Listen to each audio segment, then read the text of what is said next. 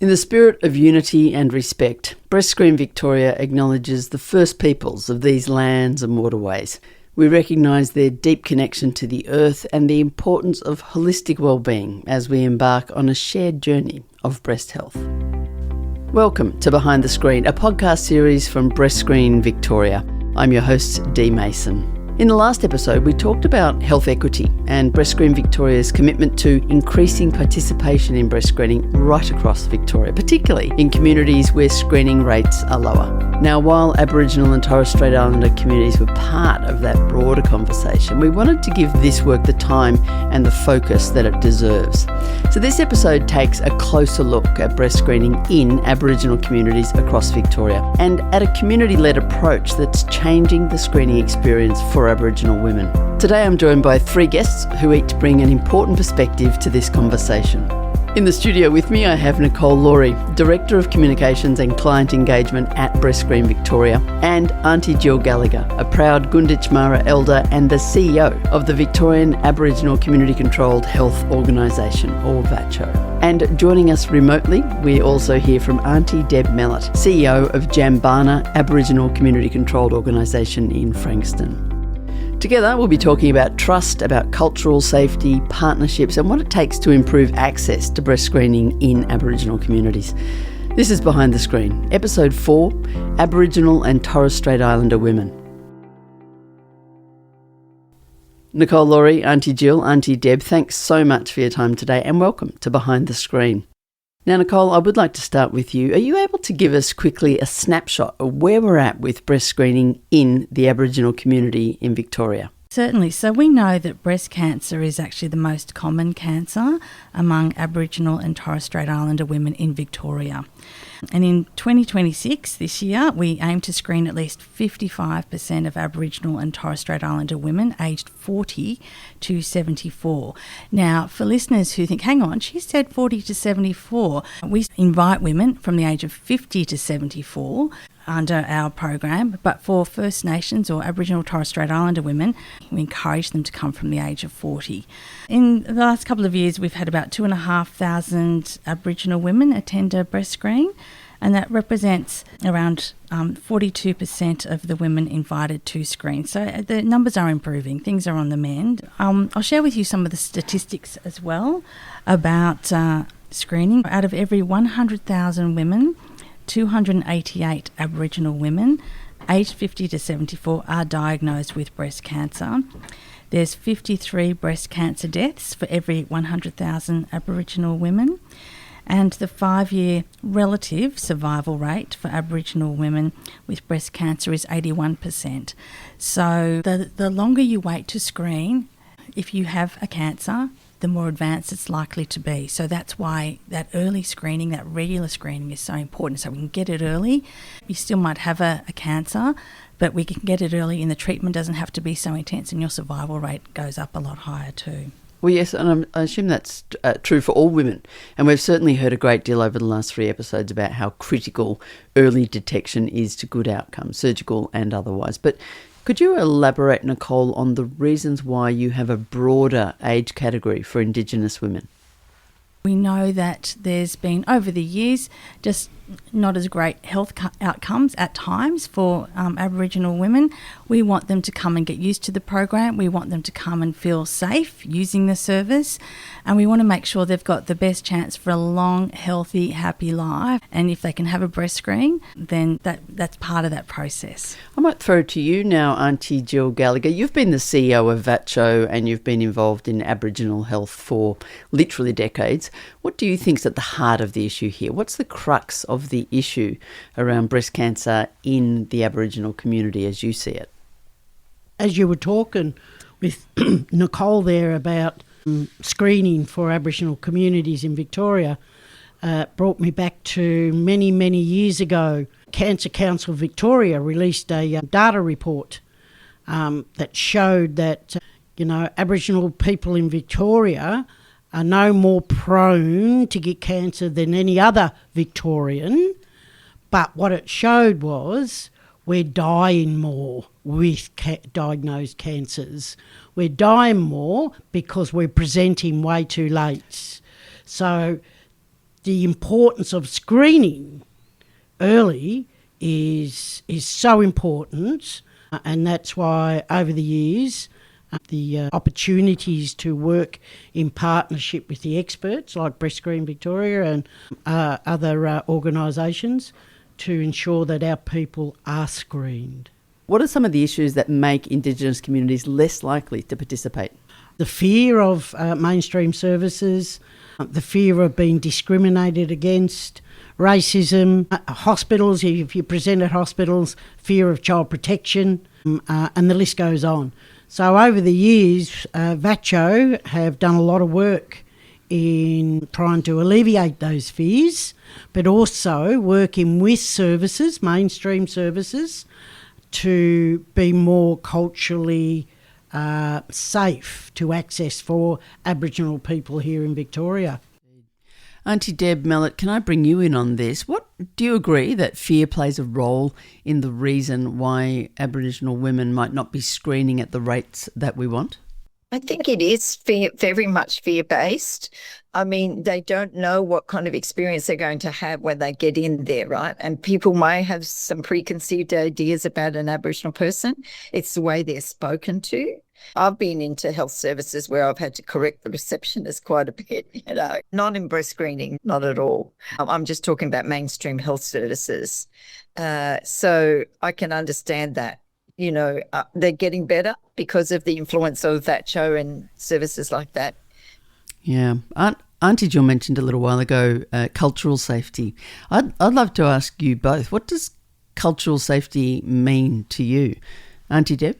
Cultural safety for me would be feeling respected, not being judged, not being rushed, and not being invisible. Just walking into an organisation and seeing that they have embedded in a most genuine way things there like the flags and the acknowledgement and artworks and things like that. And for you, Aunty Jill? Oh, okay. Cultural safety for me means that a service acknowledges the First Peoples of this country, the Aboriginal people of this state.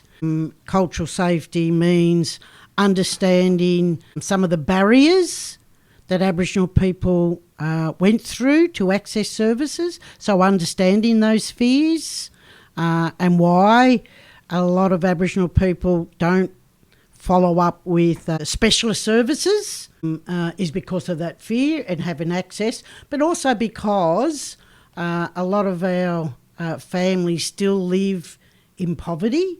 And a lot of our, I mentioned before, children in out-of-home care, a lot of our grandmothers are supporting families. And I remember there was one Aboriginal woman who just didn't go for dialysis, not because she didn't want to or she had a fear, because she had the full custody of her 5 grandchildren. But the hospital didn't know that. So having insights into the community is so vital for better outcomes for our people. Nicole, it feels like really listening is the key here to what the Indigenous community is asking for in terms of cultural safety. What's Breast Screen Victoria doing about this? So we've done a number of things within Breast Screen Victoria to try and improve our cultural safety beyond the Beautiful Shawl Project. So we have a reconciliation action plan. We recognise that it's about removing barriers and increasing rates and also that cultural safety. And for us, we've done an analysis and a review of all of our clinics for cultural safety. So now in all of our clinics, when clients attend, we have an acknowledgement of country. As you walk in the door, we have an Aboriginal artwork. We have the Aboriginal flag on display. In fact, all of the screening coordination unit staff undergo cultural awareness training, run by VACCHO actually, Aunty Jill. And then all of our services are offered that same training, and the uptake is quite positive with that as well. So people can have that understanding. We have a very multicultural workforce across the state, and people are keen to learn how can I make this a great screening experience for all of our clients, but also recognising for some communities, our Aboriginal communities, we want to make sure that they do feel welcome and supported to come along. We were talking in the last episode with members of the LGBTQIA plus community. Same deal. If you turn up somewhere, you can see a rainbow flag and it's got a rainbow tick, which Breast Screen Victoria does. That's cultural safety for people that identify in that community as well. That's exactly right. And we would like to get to here in Victoria where we have a cultural tick. Yes. I love that. I love that. Yes. Well, now we've got another job to do. Well, you're just putting more on our plate. Oh, I'm sorry. Jill. I'm sorry. But together we can do it.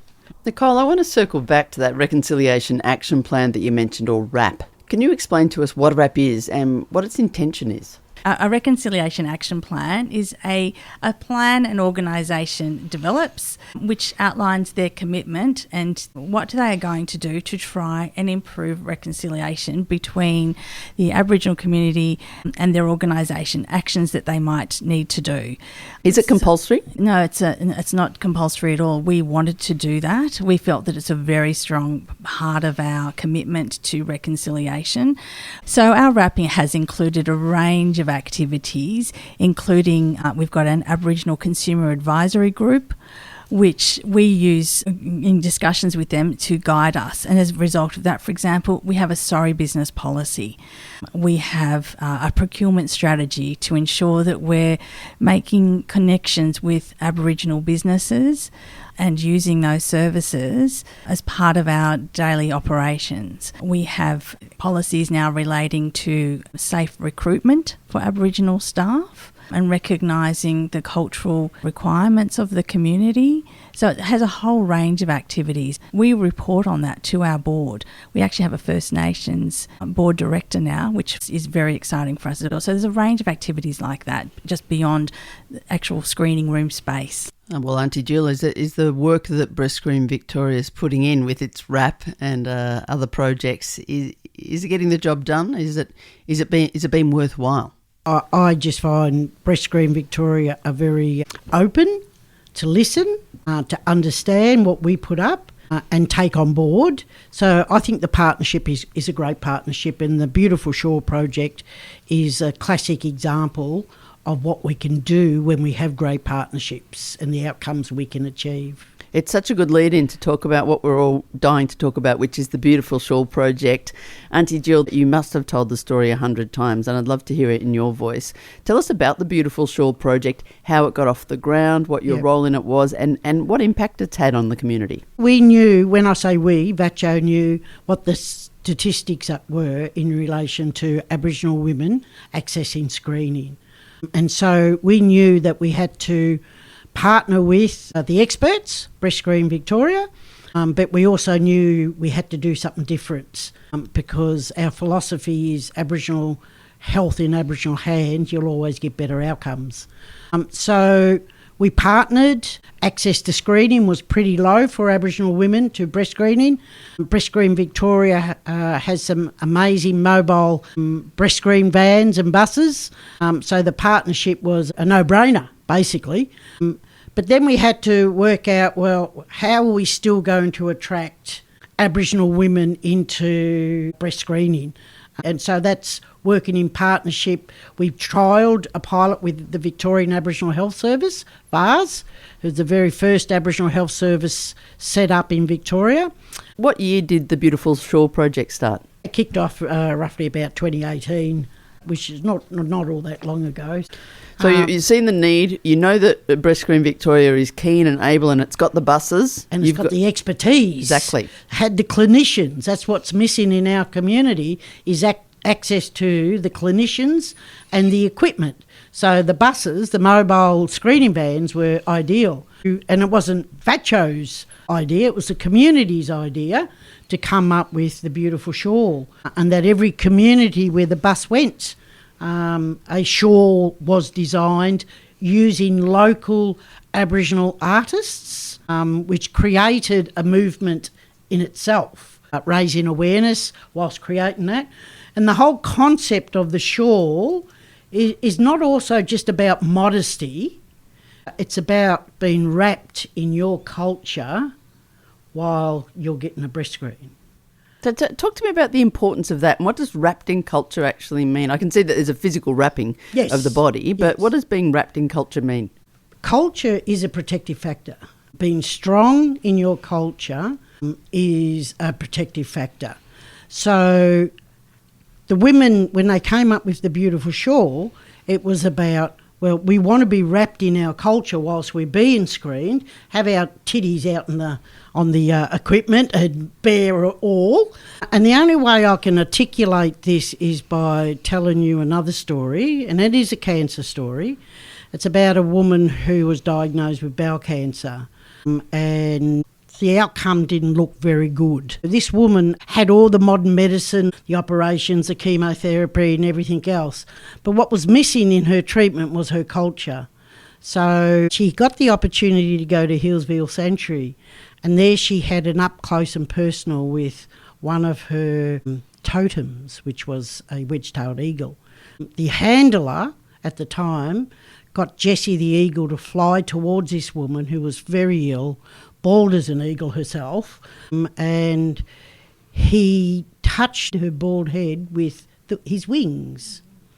So that culture, that hope that incident happened, gave her hope that she's going to survive this. And she's still alive today. Aunty Deb, you've had the Beautiful Shawl Project come down your way to the peninsula, and you've been screened there yourself. That concept of being wrapped in culture, does that ring true? We always say to our women, our expectation of you is that you will wrap your arms around any community member like a possum skin cloak. And so that's what kind of the shawl can represent, that you're the mother is wrapping you and keeping you safe. That's how it feels for me. And to have this opportunity, you can see the actual women in that session become very excited about being screened, and some being disappointed that they weren't quite 40 and not able to be screened. So it just has a ripple effect. Now, we don't have a shawl in the studio at the moment, but Aunty Jill, can you explain or describe it to us? It is a full shawl that actually covers your body, and I used my shawl that I got when I went to the breast screen van. I think it was when you were stationed at Vars. I put the shawl on once they asked me to strip, and it felt like I wasn't just sitting around or standing around exposed. And it felt really good to have that shawl. So it did cover you completely, and it has a little button or a clip at the top. Oh, you can fasten it. So you can fasten it, but it opens up. And can I ask you, Nicole, in terms of the clinician's behaviour during a screen, is the shawl in the way, cumbersome, a problem? No, not at all. Basically, when the shawl is fastened, it can be sort of flung over one shoulder while one breast is being screened. Like a cape. It's like a cape, exactly. Then you can take that that side down and flip the other piece over. So it just gives you that sense of, coverage, the cultural safety. The shawl is almost like a wingspan size. I can imagine that the capes are becoming quite the collector's item. How do you source the artwork?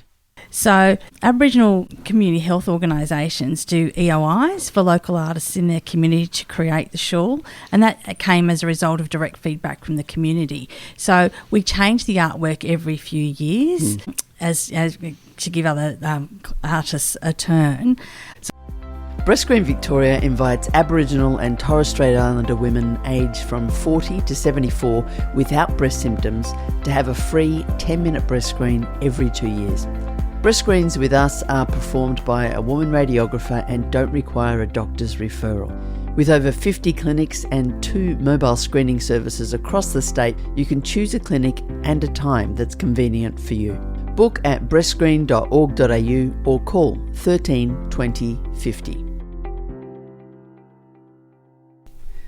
So the Beautiful Shawl Project is an idea, right, that starts from within the Aboriginal community and developed into a partnership or a collaboration with Breast Screen Victoria, and has proven by every measure to be successful in that it was designed to increase participation in breast screening of Aboriginal women by ensuring cultural safety, right, by cloaking them in their own culture. And it did it, and it's continuing to do so as the project grows. So, Nicole, that story in and of itself is a success story. But what happens next? What VACCHO and the Indigenous women of Victoria do by then gifting this idea, the concept, to the non-Indigenous women is truly inspiring stuff. Exactly. So this is an incredible example of Aboriginal women's leadership and generosity. These women have recognised that, hey, this is actually improving our screening experience. And through our Aboriginal Consumer Advisory Group, they recommended to us that a cultural screening shawl should be available for Aboriginal and Torres Strait Islander clients across all of our clinics. So we have 55 clinics as well as the 2 vans across the state. And so currently, as part of this process, we're doing a trial of a wellbeing shawl in 2 of our clinics. And so the wellbeing shawl is slightly different to the Beautiful Shawl. It's a little bit smaller and it's a statewide artwork. So the difference with the Beautiful Shawls, it's on country, it's done by a local artist, it's very much connected to that particular community. Whereas the wellbeing shawl is recognising that some Aboriginal women might have come from Queensland or New South Wales or elsewhere, or even other parts of Victoria, and may not be able to get to their country to screen. Exclusively for Aboriginal women? This is the amazing generosity of the This is the bit that chokes me up whenever I tell the story. Yeah, it's great. It's the amazing generosity of the Aboriginal women's community, where they have said for this trial they are happy for women of any culture to use this shawl. And interestingly, we've got 2 locations. We're trialling it in Bendigo and we're trialling it in our Heidelberg clinic in Burgundy Street. We have 2 shawls. We have the statewide artwork shawl, the wellbeing shawl, and another shawl called the Memo shawl, which is just the plain hot pink of breast screen, middle-aged pink we like to call it at times. And the uptake of the 2 shawls, 75% of women who are taking a shawl are taking the wellbeing shawl because it's a beautiful artwork, because they know that the Aboriginal women, it's a special gift from them to share this with the broader community. So it's just, it does choke you up. It's very emotional. Beautiful story. And it's amazing women's leadership. Yeah. Aunty Jill, can I just ask you that, it's a very touching story. It's a beautiful gift from the Aboriginal community to the non-Indigenous women of Victoria. Just talk to us about that, the decision behind that. And, you don't strike me as a community that's going to hang on to culture. I think you want to share culture as well. But the idea of your community cloaking us in your culture is so significant. Oh, it's amazing. It's an example of what Aboriginal people here in Victoria have been trying to do for 250 years, basically, is how do we make our culture visible to all Victorians? How do we share our ancient and contemporary cultures with all Victorians, so that when you go overseas that you can brag that you have one of the oldest living cultures in your backyard. The Greeks do it, the Egyptians do it. Why shouldn't you do it to brag about your culture? That's only one small gesture from Aboriginal women to say we're happy to share our culture, embrace it and learn about it. Nicole, can I ask you, is there statistical proof that the Shawl Project is working? I can share with you some of the numbers if you're keen. So we know from, say, July 23 to June 2024, we had 406 breast screens were performed under the Beautiful Shawl Project. 160 of those clients screened for the first time. Wow, that is significant. 160 for the first time. Is the age at entry a significant statistic for you? Because I want to know, are people coming to the program late? About 30% of the clients under Beautiful Shawl were in that 40 to 49 age group. So that was terrific for us. Great. Well, that makes sense of bringing the age down for this particular community. Absolutely. Aunty Jill, you've shared before that you lost a sister to breast cancer some 30 years ago now. Just talk to me about the experience of that and how it impacts and affects the work you do in this space. Yes, my older sister, who passed away from breast cancer, that impacts on the family a great deal. She was not just my older sister, she was also my auntie and my mother, basically. And in Aboriginal culture, that happens. It impacted us big time, but it also impacts on the community. My family has a history of cancer, all different cancers. You know, there's been breast cancer, bowel cancer, blood cancer, and brain cancer in my family. So it is devastating to have your own family taken well before they should have been taken. That's what drives me, to ensure that our people get screened proper and maintain those screening processes. Now, Aunty Deb, you've got some lived experience because sadly you have been diagnosed with breast cancer, and it was found at a screening by Breast Screen Victoria when you were 49 years old. Can you walk us through that experience? And it was in the Rosebud location. And it was over a really bad time in November, December. Everything closed down before we got our results. And then I got a letter in the mail saying you need to come to Monash Health for a more thorough examination. So I kind of went there on the appointment time. There were about 50 women in the room at the same time. And as we were going through each screening process, one of the nurses was saying to me, it's really good. Most of these women will go and there'll only be maybe one or two left. And I just happened to be the one or two that was left over. So I knew it was pretty bad. One thing that they said to me was, you need to act on this pretty fast. It's quite aggressive and it grew really quickly. So I needed to go and see the breast surgeon, and that was a really quick turnaround. Within a week, I was in the operating theatre. I had the lump removed and some lymph nodes removed, and then I went into chemo treatment and radiotherapy after that. Doing the breast screen and showing my breast is a big thing for me. But I knew it's 10 minutes and it's done, and then it was a good result for me because I followed it through. So I think that's a good message that I can tell community. Please do it for yourself, because Aboriginal women put themselves last most of the time. Really, Breast Screen Victoria saved my life. Had I not gone to the screening, I would not be here to watch my grandchildren being born. I'm passionate about it. I'm passionate because it saved my life. And I think that message needs to be out there to our community. It's an extraordinary story, Aunty Deb, and I'm so glad that you kept and went to that appointment, and that you had such, it was, what you went through is an extraordinary trial, but that you had a good result and that you're healthy. And as you say, you can now watch your grandchildren being born. I want to talk about how important it is to get the message directly to community. Aunty Jill, I wanted to ask you, you're an elder within the Aboriginal community. Are the elders the holders of the knowledge? Is it true that you can impart the wisdom and people will listen to you? No questions? Well, not necessarily, not in the modern world. Traditionally, yes. That's how it would have been handled. But elders do play a very important role in today's society also.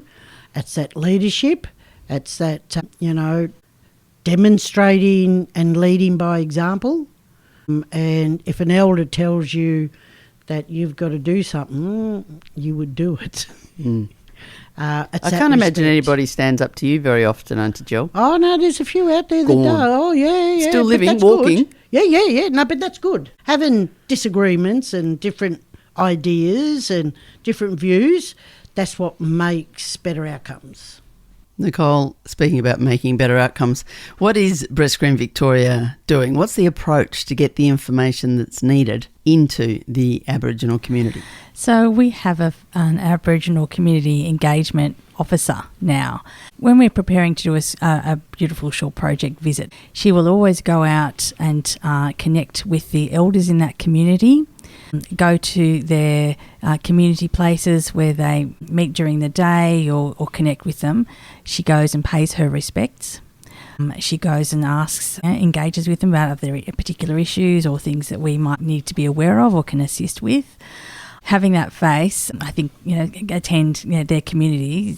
I was told she went to a conference a couple of weeks ago and it was like she was a rock star. Right. Everyone knew her. She'd already had this great impression because, she was a trusted advisor in those communities because she was connecting with them in a culturally appropriate and safe way. It sounds like a silly question, but is she an Indigenous woman? Yes, she is. Okay, great. So how important is that, Aunty Jill, that we have Indigenous women working in the space as well? I think it's vital, by the way, to have Aboriginal women employed in places like breast screen and other areas is vital.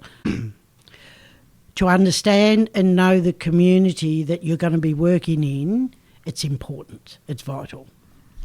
As Nicole's outlined, we know that we're kicking goals with the Beautiful Shawl Project, and that's got to give you heart and make you feel like it's quite the achievement.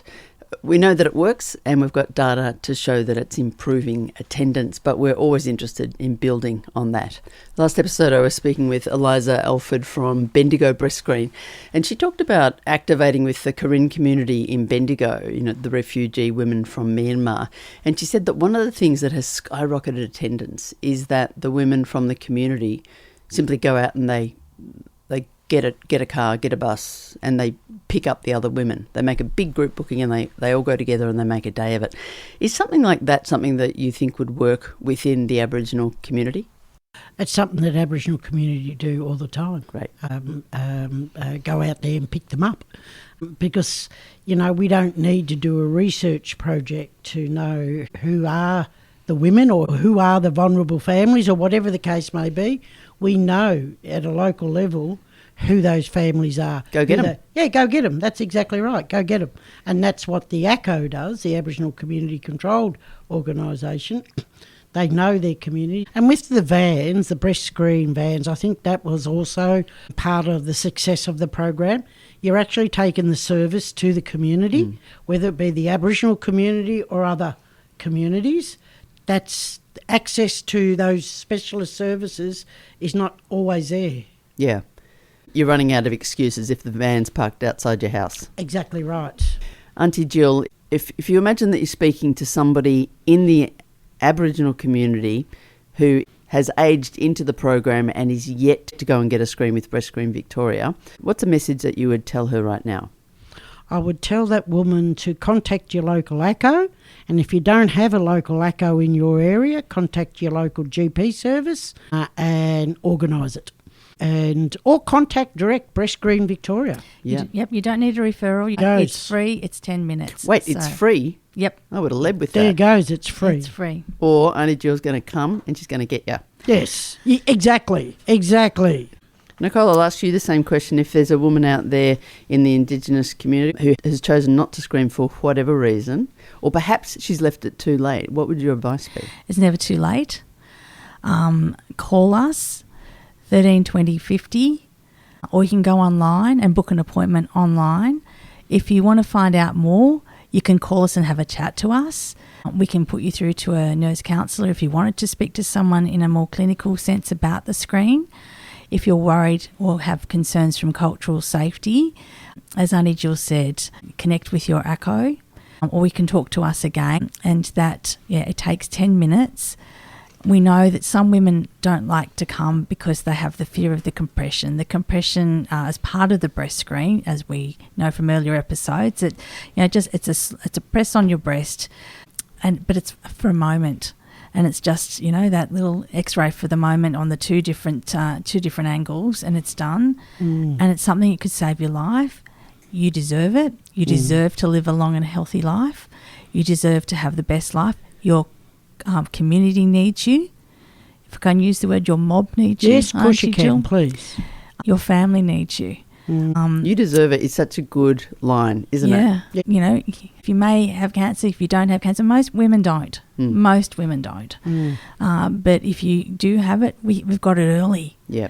And then you've got the choice of what you need, what you want to do, go for those treatments and save yourself and live that long and healthy life. I'll give the last word to you, Aunty Deb, all the way down there on the Mornington Peninsula. If you could have a word to that woman who has yet to screen, what would you say? I would just really encourage them to do that because they're really worth it. We want to see them. We love them so much that we want to see them not die of something that's preventable if you get there early. We want to see them seeing their great-grandchildren and becoming, our elders of tomorrow. Yeah, so I encourage them to do that. Big thanks to my guests today, Nicole Laurie, Director of Communications and Client Engagement at Breast Screen Victoria, Aunty Jill Gallagher, the CEO at VACCHO, and Aunty Deb Mellett, CEO at Djambana ACCO. Behind the Screen is available on podcast platforms and via breastscreen.org.au/podcast.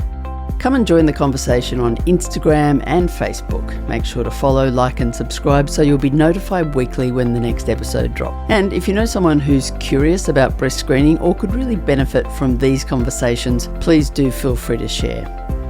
Thanks for listening. Please tune in for our next episode where I get to sit down with Dr. Helen Fraser, the Chief Investigator at Breast Screen Victoria, Luke Neal, Chief Operations and Innovation Officer at Breast Screen Victoria, and Michelle Giles, Program Manager at Maroondah Breast Screen.